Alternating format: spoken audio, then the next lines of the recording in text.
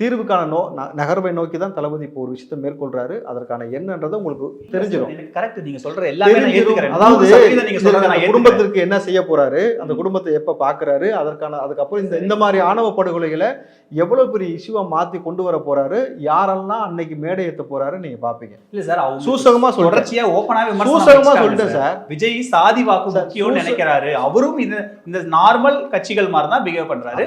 அவருக்கும் சாதிகளை பிரிச்சு சொன்ன பைத்தியக்காரன் நினைக்கிறாரு. சொன்ன பைத்தியக்காரன் யாரு?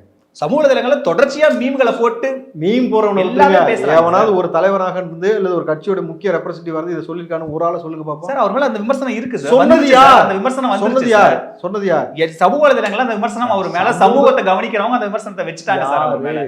ஏன்னா அவர் பேசல சார். நம்ம 200 ரூபாய்க்கு ட்வீட் போறத பத்தி கேட்காதீங்க. இல்ல 200 ரூபாய் நான் சொன்னது இத சொன்ன தலைவன் யார்? 200 ரூபாய்க்கு ட்வீட் போடுற கட்சி அந்த களத்துல இருக்கு சார். எந்த கட்சி? திமுக களத்துல இருக்கு, கனிமொழி களத்துல இருக்காங்க, கே நேரு களத்துல இருக்காரு.